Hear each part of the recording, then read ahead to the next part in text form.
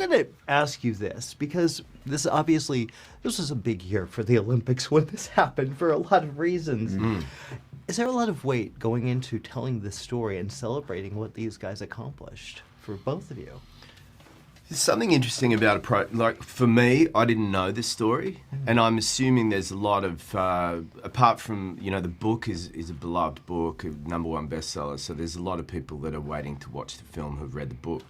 But a lot of people, like my folks in Australia, wouldn't know this story, and I love that there's something of a pressure for the readers to get it right, and there's also a lack of pressure for people. I mean, when I first heard this story, I was like, of course this needs to be made into a movie. It's got almost this unbelievably perfect build that you don't need to change any events. So I didn't really feel any pressure, but I really hope that the readers of the book go, this is special, and it's as good and or the better rowing than I community expected. too, huh? The rowers, they seem to like what we did and what we were able to do, and that was so important for us, having the support of the rowing community. And it's funny, I went to Mexico just to try and get fit in January before we started this, and I met 2 people from Seattle at the airport, and they were thrilled that an English bloke was reading their book. They were so proud that it somehow got to London.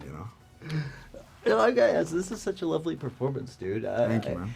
How much did you go into the history of it, and how much did you actually look at this what this guy really went through? Oh man, the book is the Bible. I read it a few times before I started, and immersed myself in the times.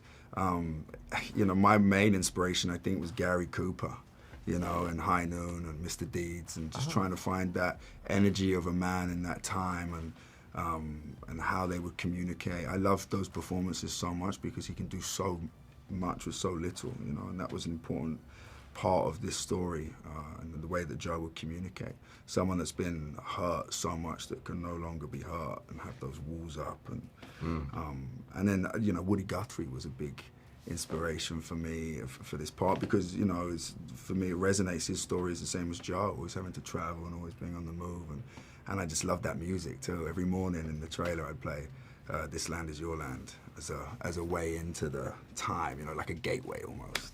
I love those influences. That's amazing. Me too. Yeah. What about you? I mean, taking this guy on? All the angry coaches I ever watched on television. I just it became like an obsession about looking at coaches that have so much bluster and they're red in the face and they look like they've got really high blood pressure and they look like they're so far removed from any enjoyment they once had from the sport. But obviously they just care so much and they love the sport. They just want to win. And I just love that, talked a lot with George in the early days about not bringing too much warmth into Ulbrichtson in the beginning, because it's all about stats and numbers and picking a bunch of human shapes that will fit in a boat without really seeing them as people until way later in the piece. Because, of course, when you spend so much time with kids or a team or anyone, you start to really see the human underneath, and you start to realise that there are individuals, but you need them to all become one organism.